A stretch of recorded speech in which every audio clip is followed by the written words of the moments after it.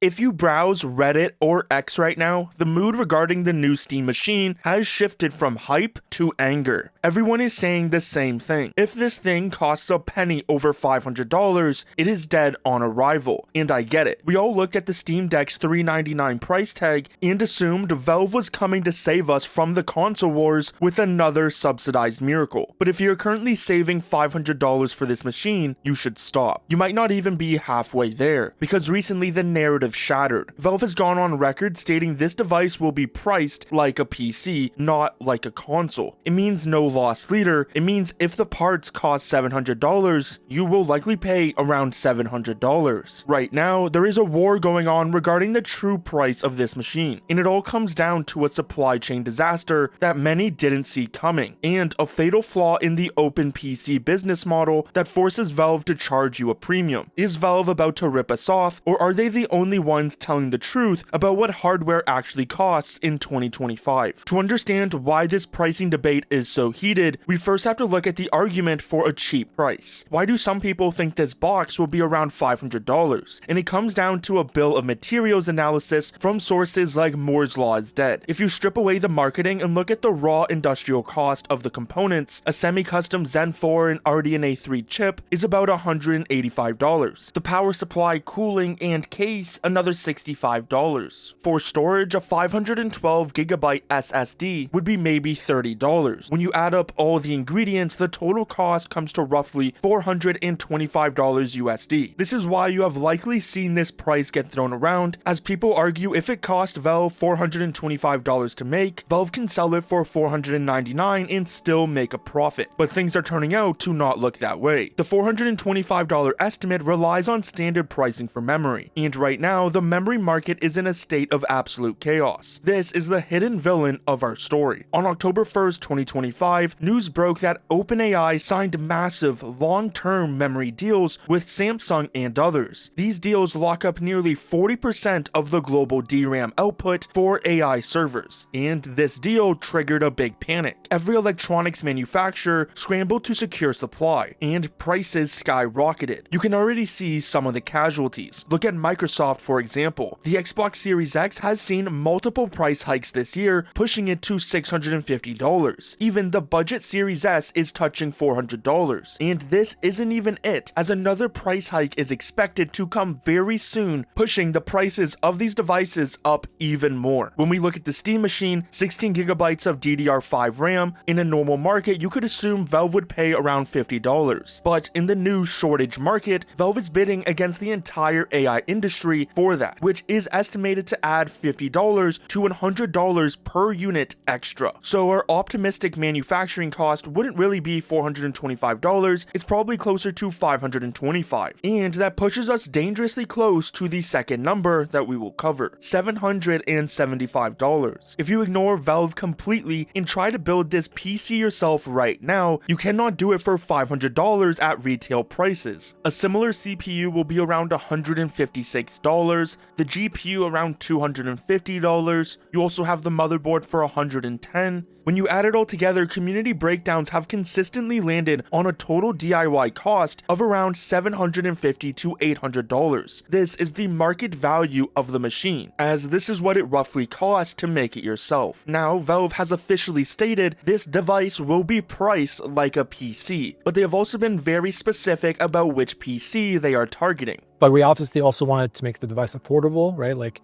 we understand that affordability is really important.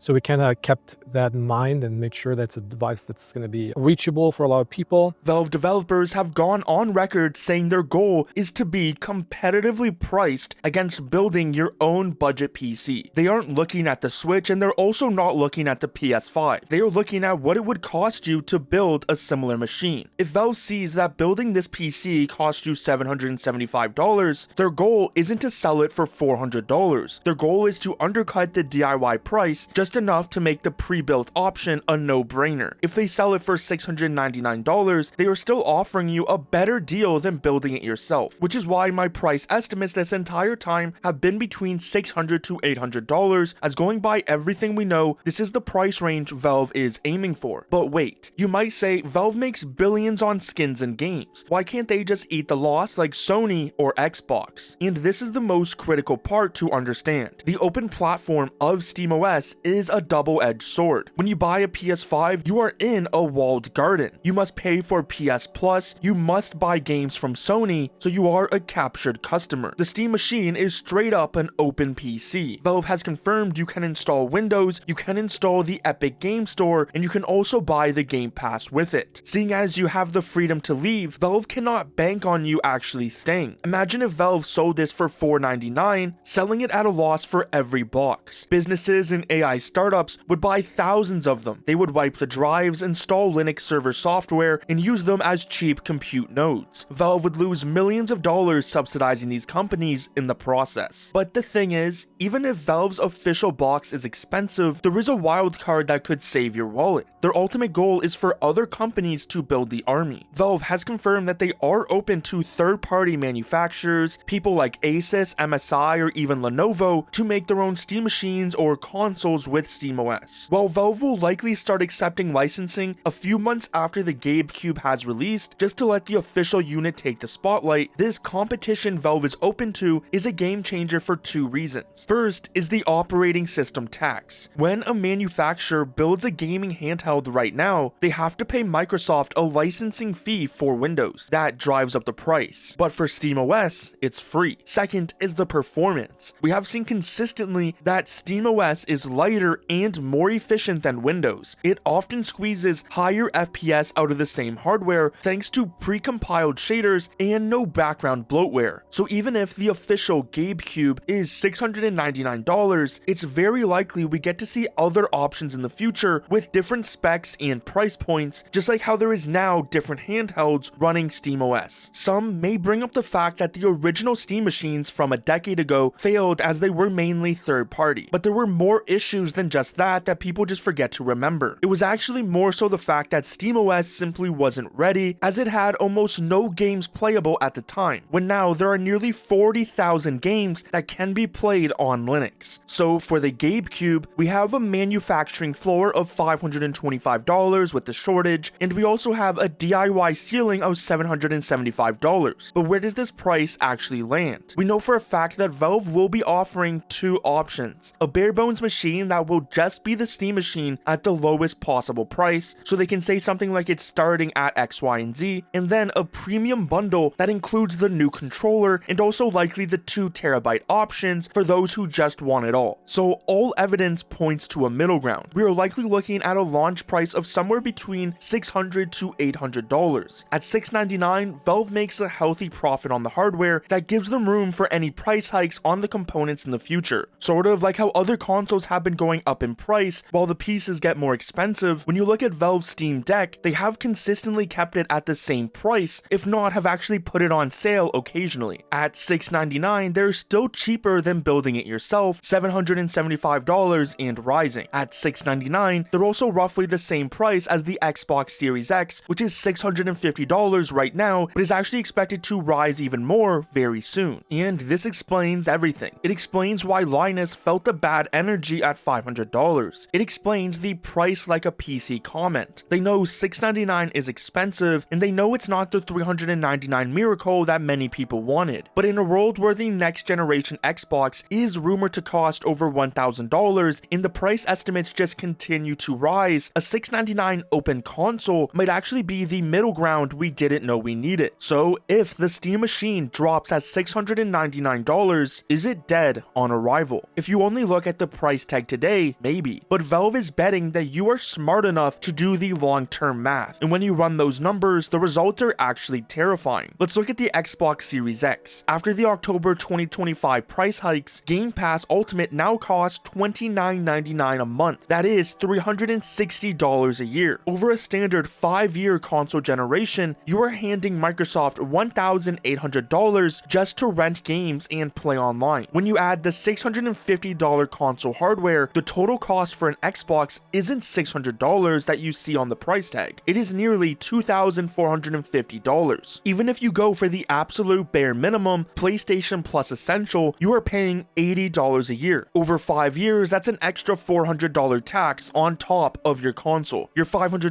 PlayStation is actually $900, all because it has that hidden price tag which no one really accounts for. Now look at the Steam machine. You will very likely pay $6.99 upfront. It hurts, it stings, but what is the monthly fee for Steam Online multiplayer? $0. What is the fee for using cloud saves? $0. What is the next-gen upgrade fee for your old games? $0. So Valve's pitch is simple. You pay us once and we will leave you alone. They are betting that you are tired of bleeding out $30 a month for the rest of your life. The days of the $399 high-end console are long gone. The Steam machine will likely cost in the range of $699, so if you are hoping for anything less than that, you should raise your expectations. The question is the freedom of the PC platform worth that price tag? If this drops at around $600 to $800, do you buy it or do you build your own PC? I would love to hear your thoughts on the pricing in the comments down below.